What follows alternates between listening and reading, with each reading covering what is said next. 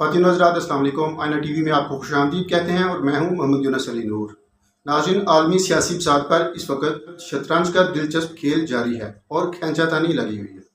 पाकिस्तान में और दुनिया की सियासत में इस वक्त फ़र्क सिर्फ इतना है, दुनिया की सियासी क्राफ जो है वो अपने मुल्की मुफाद की जंग लड़ रही है और पाकिस्तान के जो सियासतदान हैं वो अपने ज़ाती मुफाद के लिए जंग लड़ रहे हैं। पाकिस्तानी अवाम की बदकिस्मती ये है कि इसकी सरपरस्ती और क़यादत ऐसे लोगों के हाथ में है जिन्होंने गुर्बत जो है वो किताबों में तो पढ़ी हो, कहानियों में तो सुनी हो, लेकिन गुर्बत को जो है वो देखा ना हो या गुर्बत को इसलिए वो महसूस भी नहीं कर सकते और पाकिस्तानी अवाम के जो मुआशी चैलेंजेस हैं उनके मतलब उनको एहसास भी नहीं है। नाज़रीन, आज के प्रोग्राम में कुछ अहम खबरों का तज़किरा करेंगे और बहुत ही अहम खबरों के मुख्तसर मगर उसके मर्जी पॉइंट आपकी खिदमत में पेश करेंगे ताकि दुनिया भर व पाकिस्तान में बहुत ही अहम चीज़ों की डेवलपमेंट के मतलब आपको आगाही हो सके। नाज़रीन, प्रोग्राम की सबसे अहम खबर की तरफ बढ़ने से पहले कुछ मज़ीद खबरें आपकी नज़र में मुख्तसरन पेश करते हैं जो अहमियतन दुनिया और पाकिस्तान की सियासत पर गहरा असर रखती हैं। जी तो नाज़रीन, सबसे पहले मुख्तसरन बात कर लेते हैं कि पाकिस्तान में गुज़श्ता इतवार को जैसे कि बारिश हुई, आसमानी बिजली गिरने की वजह से तहसील पसरूर और नारोवाल और कुछ और भी तहसीलों में जो है वो 11 हलाकतें हुई हैं और कुछ लोग ज़ख्मी हुए हैं। लोगों के जो अपना माल मवेशी हैं वो भी नुकसान हुआ है। उसमें मुतल्लिका महकमा ने तलकीन की है कि जो है इस वक्त पाकिस्तान में मानसून से पहले ही जो है वो बारिशें जो है वो अपनी तबाही उन्होंने करनी शुरू कर दी है। बारिशें हैं वो गरज चमक के साथ मुतवक्के हैं। पाकिस्तान के अवाम को इस बात की तलकीन की है, नसीहत की है कि जो है वो बारिश में परहेज़ किया जाए और ऐसी जगह कुछ जो ख़तरनाक जगह हैं दूर रहा जाए। जी तो नाज़रीन, इसी तरह पाकिस्तान के लिहाज से एक अच्छी खबर ये है जिसके पूरी पाकिस्तानी अवाम जो है वो मुंतज़िर है और वो इस चीज़ की मुतलाशी थी कि जो पाकिस्तान की हुकूमत है वो बिज़नेस की तरफ भी जो है वो एक ट्रेंड दिखाती हुई नज़र आए। बलूचिस्तान के ज़िला करम में कोयला की जो माइनिंग है उसका बाकायदा आगाज़ कर दिया जो पाकिस्तान की मीशत में एक अच्छा कंट्रीब्यूशन होगा। जी तो नाज़रीन, प्रोग्राम में कुछ बैनुल-अक़वामी सतह की जो खबरें हैं उनको हिस्सा बनाते हैं। जैसे कि जो नरेंद्र मोदी का दौरा है अमेरिका का, उसमें जो पाकिस्तान के ख़िलाफ़ एक एजेंडा सेट किया गया है उसकी इस वक्त पाकिस्तान में जो है वो बड़ी हलचल बनी हुई है। तो इसका जो बेसिक है, इसका जो सेंट्रल पॉइंट है वो आपके साथ शेयर करते हैं ताकि हमारी आवाम जो है वो जान सके इस वक्त जो है वो बैनुल-अक़वामी लेवल में सियासत में क्या हो रहा है। तो बेसिकली जो इस वक्त नरेंद्र मोदी का जो अमेरिका का विज़िट था, ये जो दौरा था, ये इसलिए था कि अमेरिका जो है वो चाइना के एक जो कद काठ है, सियासी कद काठ है, उसकी जो ताकत है उससे परेशान है। पिछले दिनों आपने ये देखा था कि चाइना ने जो है वो सऊदी अरेबिया और ईरान की उनके जो दरीना खदशात थे उनको ख़त्म करके उसको दोस्ती में बदला है और उसके लिए ना सिर्फ अरब की दुनिया बल्कि मुस्लिम दुनिया जो है वो उससे बड़ी खुश है और चाइना ने जो है वो एक हीरो बनकर सामने आया तो जिससे अमेरिका इंतहाई परेशान था। अमेरिका की पहले से ही जो है वो एक बड़ी कोशिश है कि वो किस तरह से चाइना की इकानमी को और चाइना की शोहरत को डैमेज करे, लेकिन चाइना जो है उसने अपने बिज़नेस को, अपने कारोबार को इस वक्त इस तरह फोकस्ड है कि वो अमेरिका को पकड़ाई नहीं दे रहा और फिर उसके तदारुक के लिए अमेरिका ने जो है अमेरिका और चूँकि जो भारत है इनकी जियोग्राफिकली जो है वो थोड़ी सी टसल भी रहती है, तो अमेरिका ने ये बेहतर समझा कि भारत को जो है वो मजबूत करके तो चाइना को डैमेज करवाया जाए। यहाँ पे अमेरिका का मकसद ये था कि भारत को जो है वो दुनिया की जो तीसरी बड़ी इकानमी जो है वो बनाया जाए, भारत को जो है उस कदर मजबूत किया जाए कि वो चाइना को डैमेज कर सके, क्योंकि भारत जो है वो चाइना के लेवल पे उस तरह से जो है वो एक मुआशी पावर नहीं है। तो अमेरिका ने बेहतर समझा कि जो भारत है उसको मुआशी तौर पर इतना मजबूत करे कि जिससे वो चाइना को डैमेज कर सके। तो चाइना जो है वो दुनिया की चीज़ों को दुनिया की तरह परवाह नहीं करता, वो अपना डिफेंस भी करता है लेकिन साथ साथ वो अपने कारोबार को जो है वो कंप्रोमाइज़ नहीं करते। जैसे कि पाकिस्तान में जो है वो अपने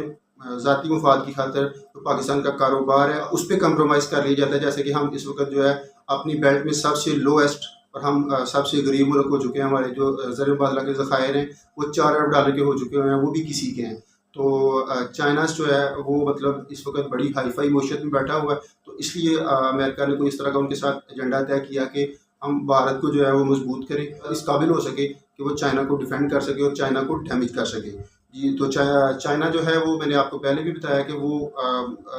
दुनिया के साथ जो है वो जैसे दिफाई तौर पे भी जो है मुकाबला कर रहा है, लेकिन वो अपनी मईशत को भी मजबूत कर रहा है और साथ साथ वो अपनी एक बेल्ट भी बना रहा है,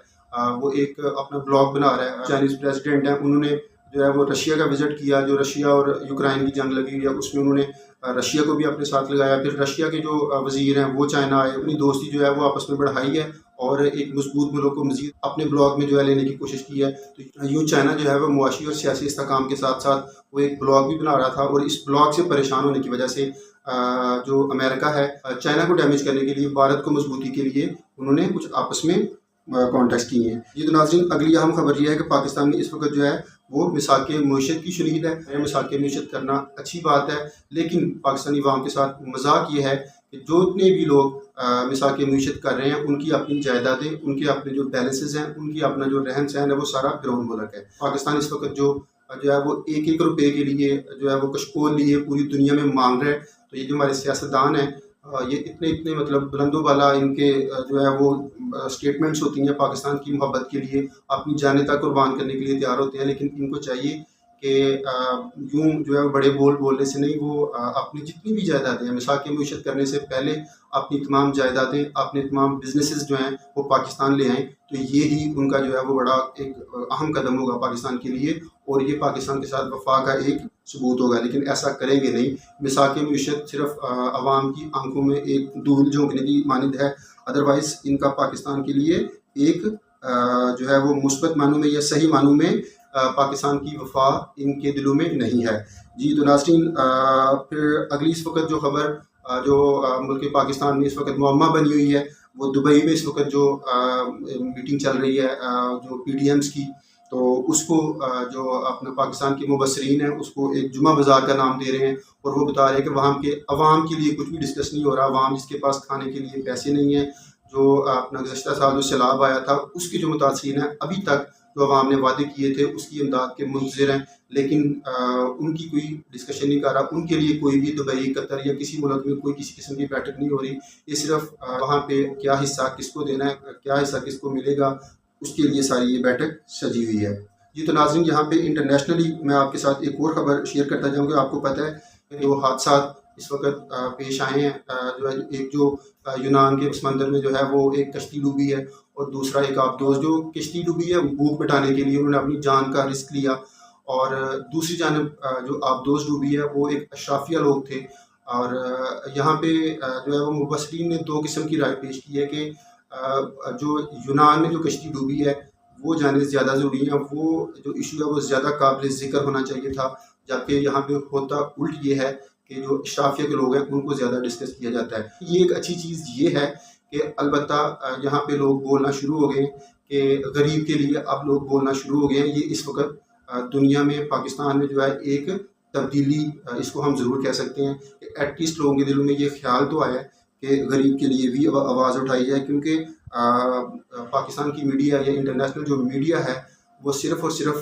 جو ہے وہ ایسی باتوں کا ذکر کرتا ہے جو اشرافیہ کے مفاد میں ہوں۔ یہ تو ناظرین پروگرام کے آخر میں سب سے اہم خبر کہ جو کشتی جو ہے وہ یونان کے سمندر میں ڈوبی ہے، تو اس کے جو حقائق ہیں وہ ایسا ایسا کھل کر سامنے آ رہے ہیں۔ ایک مسافر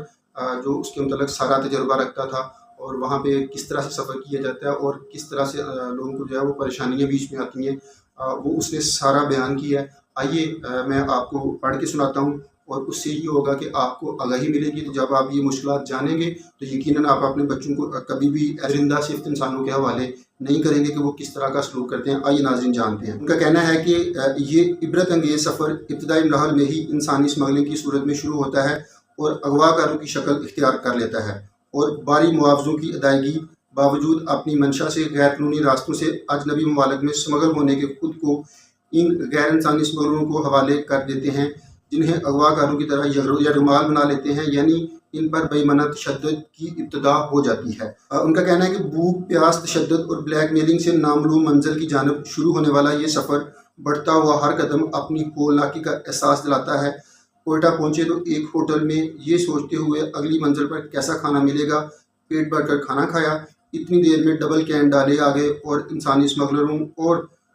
کارندوں نے ہمیں ان ڈالوں میں ٹھونسنا شروع کر دیا۔ اس دوران ان سے کپڑے اتروا لیے،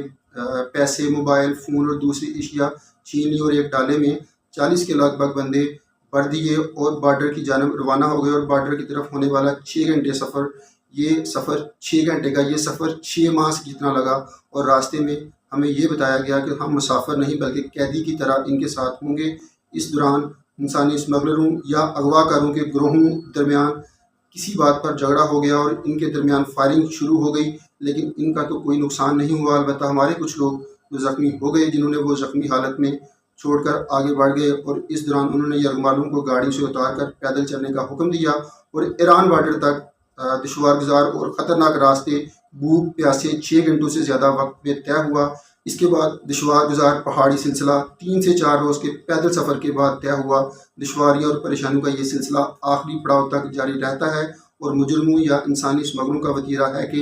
बीमार और कमज़ोर को बर्दाश्त नहीं करते और समंदर या जंगल में फेंक देते हैं। उनको आखिरी मंजिल तक पहुँचने के लिए रास्ते के 8 से 9 ममालिक पार करने पड़ते हैं, जिनका सही सलामत गुजरना मौत से कम नहीं। वो कह रहे हैं कि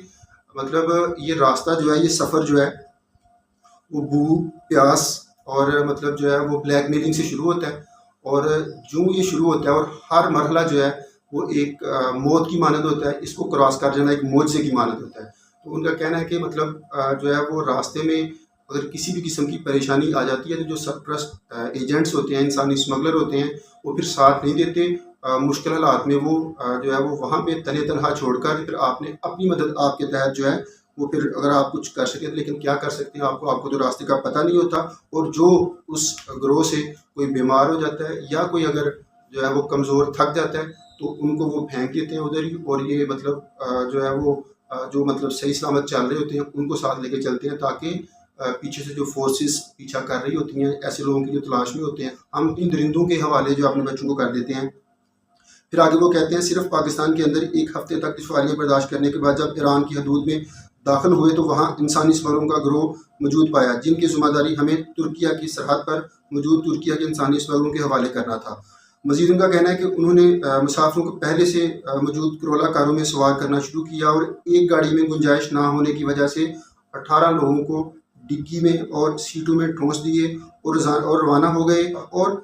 तुर्की बॉर्डर के करीब पहुँचे तो सामने फौजी जो फोर्स है, बॉर्डर फोर्स, और पीछे ईरानी राजन या जराइम पेशा ग्रोह अपना खोर थे जो इस किस्म के शिकारों की तलाश में होते हैं। आगे बढ़े तो आगे बर्फ़ पोश पहाड़ी सिलसिला था।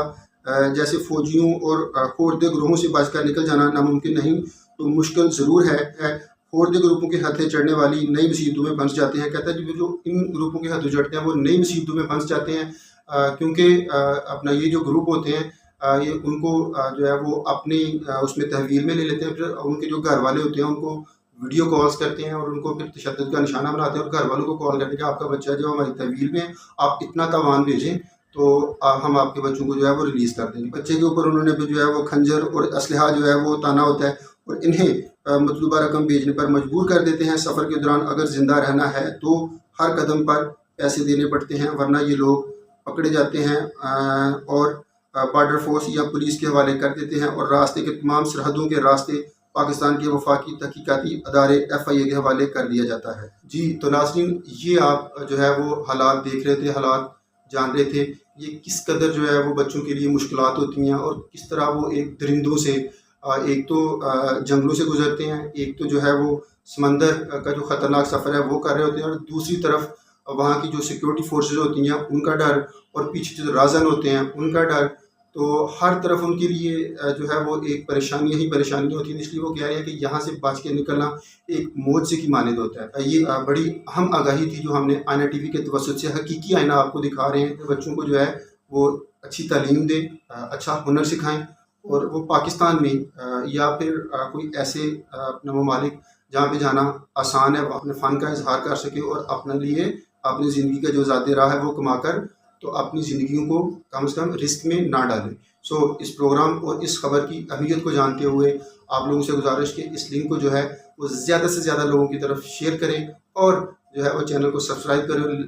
बेल आइकॉन का बटन ज़रूर दबाएं ताकि हमारी अहम खबरों की नोटिफिकेशन है वो आप तक पहुँच सकें और आप इन अहम खबरों से जो है वो मुस्तफ़ीद होकर जो इस मुआशरे का हकीकी आईना है वो आईना TV के तवज्जुह से देख सकें।